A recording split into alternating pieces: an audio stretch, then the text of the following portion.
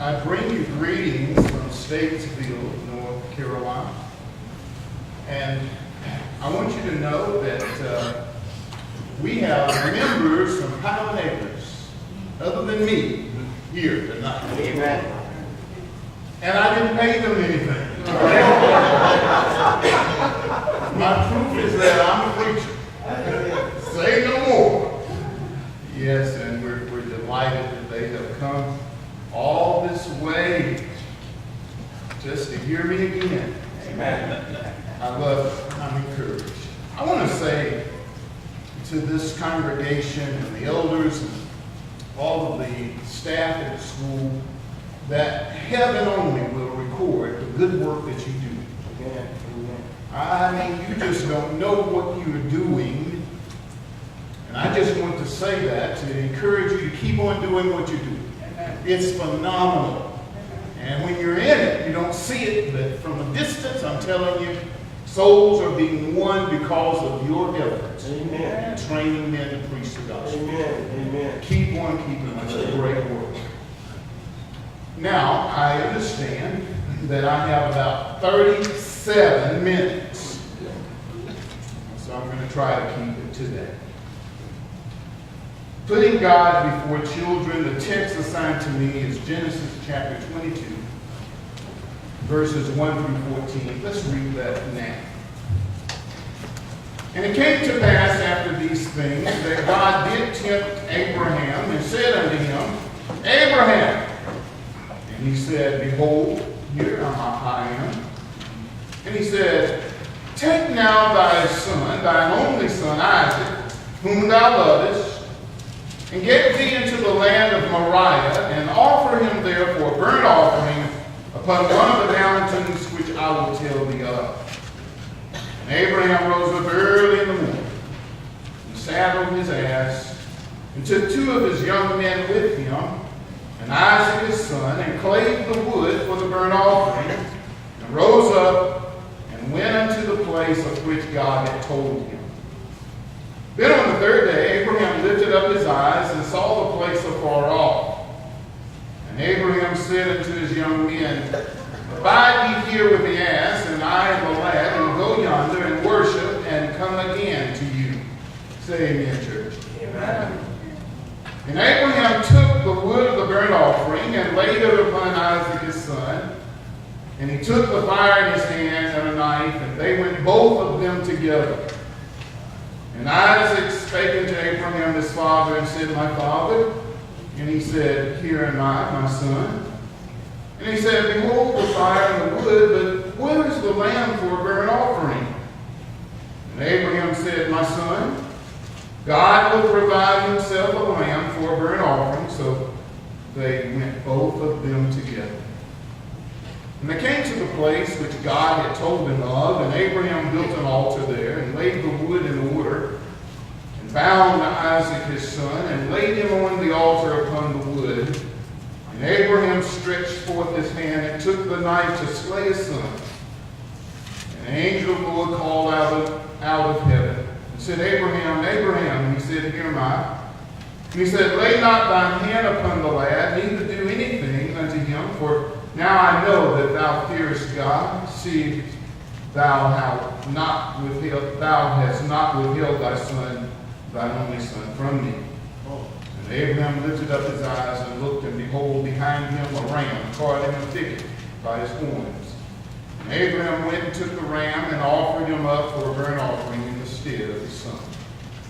Abraham called the name of that place Jehovah-Jireh, as it is said to this day, in the mount of the Lord it shall be seen. Genesis 22, 1 through 14. The account of the sacrifice of Isaac really is a dramatic record of remarkable crisis in Abraham's life. It's a story without precedent or parallel in the Old Testament. Without precedent in that Jehovah God had never demanded human sacrifice. Without parallel because no one else had ever been commanded to do it. And so as Abraham no doubt thinks, what? For Abraham, this had to bring heartache, I know that's right. brokenness, lack of understanding. This is illogical, is his thinking. The son of promise, now to be sacrificed to the God who just gave him. Surrounding pagans had regularly offered their children as sacrifices to their gods, but not Jehovah. It all seems so improbable, impossible, and no doubt for Abraham unnecessary. Why? Well, at least that question must have pierced Abraham's heart. And while we don't have an account of this, how does he face Sarah? Well, I was in a training one time to do missionary work in a foreign field. And one of the things that I was warned of, by the way it came true, is you're gonna see beggars along the way. And the training said, just whatever you do, don't look them in the eye. I remember an occasion when I had a beggar. I was in a van one day. There was about 20 of us in a little van.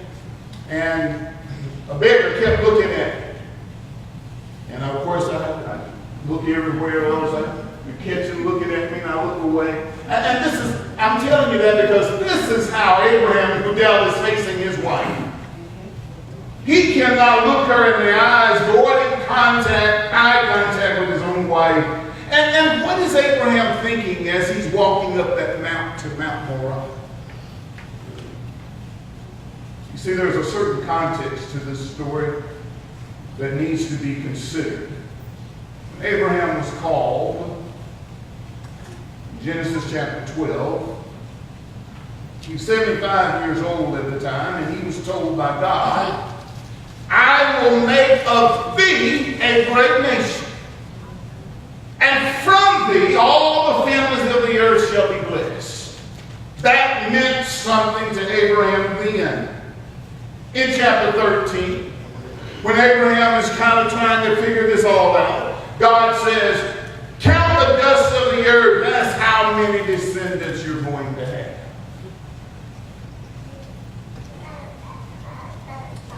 Abraham and Sarah are now old. And in chapter 16, they make the mistake of taking God's plan into their own hands. With Hagar, the birth of Ishmael.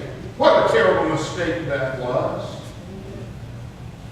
Only to find in chapter 17, God telling Abraham that he's going to have a son. And Sarah is going to be the mother of that son. Abraham laughs in chapter 18. Sarah laughs when she hears it. Which brings us to chapter 21. I want you to turn there with me. The Lord visited Sarah, verse 1, as he had said, and the Lord did unto Sarah as he had spoken. For Sarah conceived and bare Abraham a son in his old age, at the set time of which God had spoken to him. And Abraham called the name of the son that was born unto him, whom Sarah bare to him Isaac. And Abraham circumcised his son Isaac, being 8 days old, as God had commanded him. And Abraham was 100 years old when his son Isaac was born unto him. And Sarah said, God hath made me to laugh, so that all that hear will laugh with me. And she said, who would have said that Sarah should have given children so? For I have borne him a son in his old age. And the child grew and was weaned, and Abraham made a great feast the same day that Isaac was weaned. And then look at verse 12. God said unto Abraham, let it not be grievous in thy sight because of the lad and because of thy bondwoman and all that Sarah has said unto thee. Hearken unto her voice, for in Isaac shall thy seed be called. I just want us to understand that history because it might be an understatement to say that Isaac is very, very special to mom and dad. Let me say that again. Amen. I'm going to say it again. I'm just going to say it's an understatement to say that this boy Isaac, at this time in their lives, was a very special child to mom and dad. In fact, contrary to what one might think, especially in light of God's command to Father Abraham, God loves children. And he holds them very, very dear to him. Have you ever considered that the first recorded command given to newly born humanity has reference to children? I'm talking about the first command in the Bible that appears where God is talking to humans and commands them. It has to do with children. God made man in his own image. Image of God he made man after his likeness. He says, let them have dominion over the fish of the sea and over the fowl of the air and over the cattle and over all the earth and over every creeping thing that creepeth upon the earth. And then, that's Genesis 1:26 and 27. Bible says, with God having completed it, God created man in his own image. In the image of God created he him, male and female created he them. Well, the very next verse tells us of humans' great duty of populating the world, which was created to be inhabited by humanity. It was the prophet Isaiah who says in Isaiah 45, verse 18, for thus saith the Lord that created the heavens, God himself that formed the earth and made it, he hath established it, he hath created it not in vain, he formed it to be inhabited. I am the Lord, and there is none else. And so God is commanding Adam and Eve, be fruitful and multiply and replenish the earth and subdue it. Have dominion over the fish of the sea and over the fowl of the air and over every living thing that moveth upon the earth. Verse 28, Genesis 1. And that command includes conception, birth, and the proper rearing of children. Thank you, Brother John. I don't have to dive into that. That was the previous lesson. Not only that, but throughout Jesus' life, there were occasions where Jesus showed his love for children. I'm turning to Mark chapter 10. I want you to look at this particular brief occasion in his life. Mark chapter 10, beginning at verse number 13, the Bible says, and they brought young children to him, they're bringing them to Jesus, that he should touch them. Listen, and his disciples rebuked those that brought them. But when Jesus saw it, he was much displeased, and said unto them, suffer the little children to come to me, and forbid them not, for of such is the kingdom of heaven. Verily I say unto you, whosoever shall not receive the kingdom of God as a little child, he shall not enter therein. And he took them up in his arms, put his hands upon them, and blessed them. And here's an occasion where the apostles of our Lord seem to be a little bit upset with folk bringing their children to Jesus or Jesus to touch them. By the way, in this day and time, you have to say, hey, Jesus is not sick. He's not touching them like what we might be thinking in an ugly way. Say amen to it. I know that's right. It's just pure, innocent love. But Jesus is unhappy with the disciples and their attitudes towards the children. And it may be a legitimate reason why the disciples are wanting the children to go play. And it's like, children, stop! Go outside and play! Like we sometimes commission them. And it might be interesting to know that if you look at the previous verses, Jesus is having an interesting discussion about marriage, divorce, and remarriage. And it could be that the disciples just want to hear what he has to say about all that. Go outside and play, children, don't be coming right now. Or it could be also that they are just simply displaying their own prejudices against those who are less mature than they. At any rate, Jesus stopped them in their tracks. Listen, disciples, apostles, shut your mouth.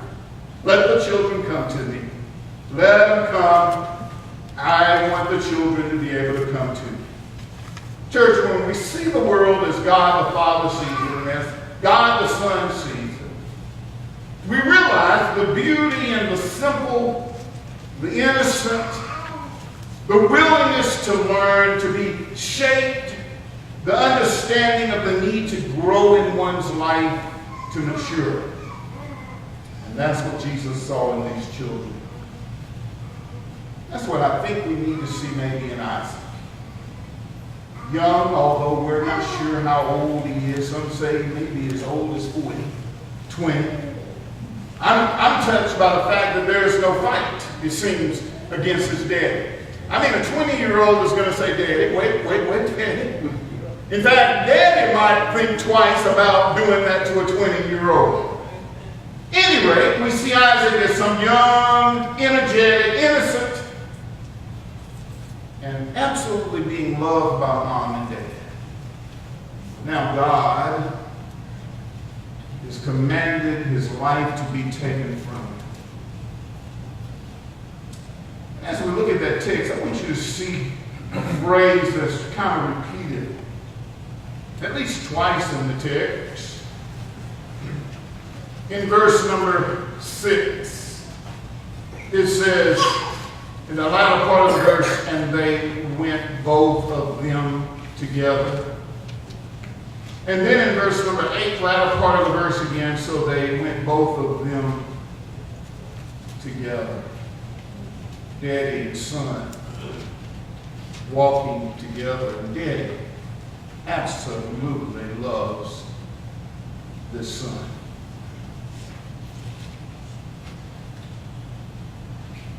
That's my introduction.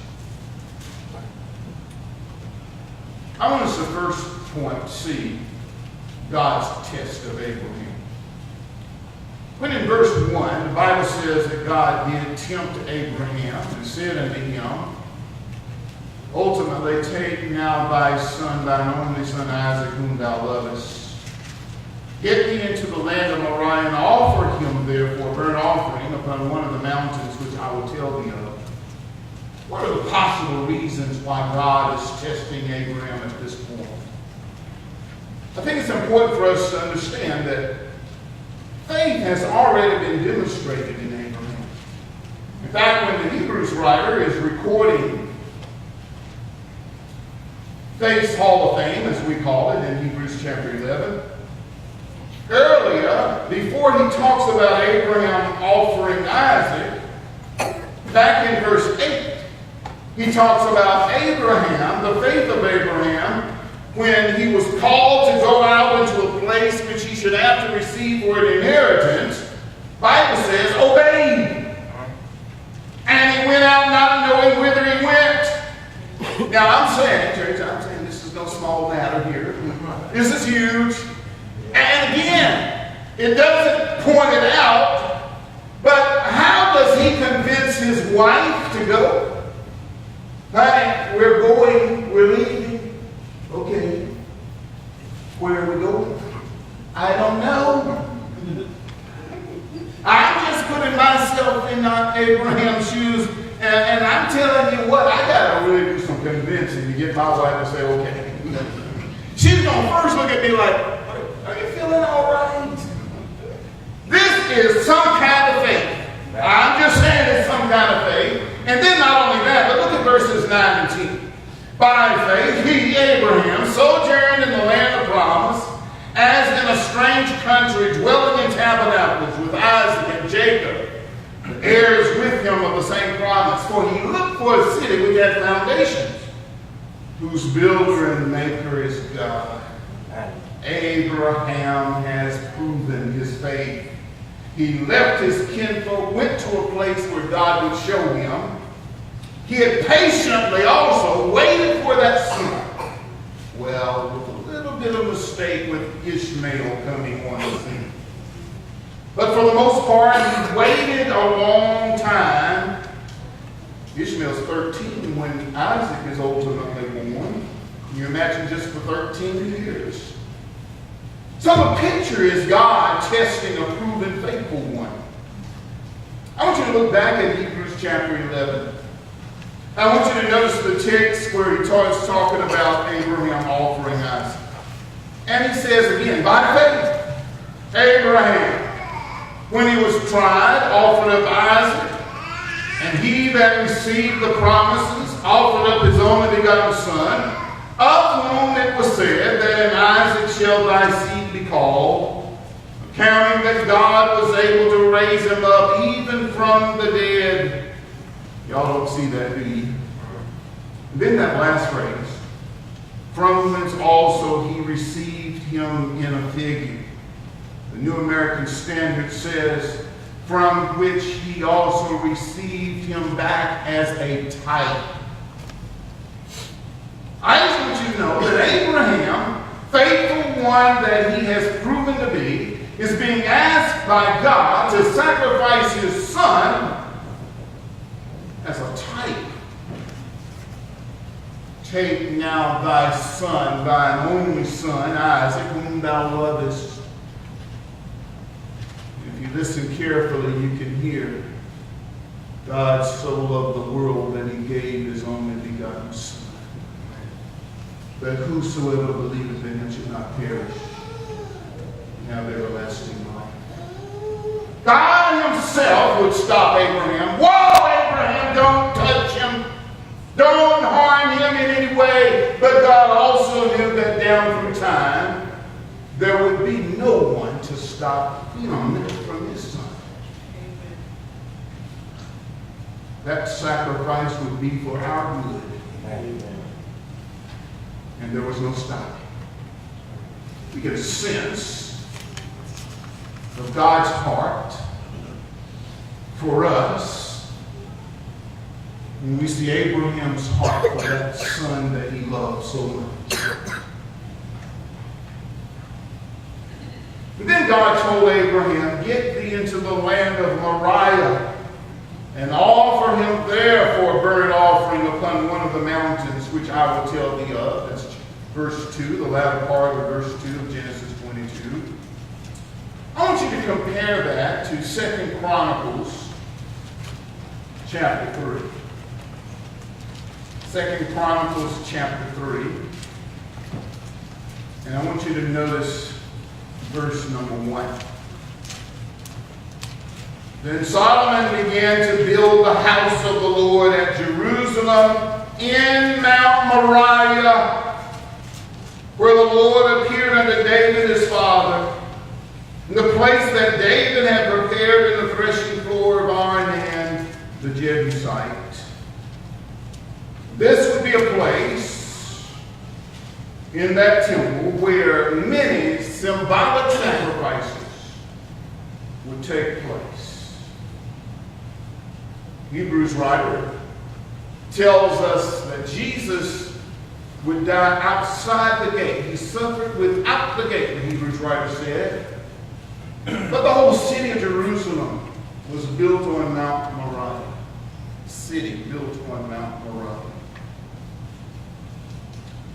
And it was also Jerusalem, the city, that God had promised, and ultimately Jesus told his apostles, do not depart from, but wait for the promise of the Father there, because the church would have its establishment there in Jerusalem. It's the place where individuals would first lay down their lives in exchange for becoming Christ-like. Paul would say, I am crucified with Christ, nevertheless I live, yet not I, but Christ liveth in me. In the life which I now live in the flesh, I live by the Son of God, who loved me and gave himself for me. Oh, Oh, what a type it was when Abraham would actually draw the dagger back to slay his son Isaac.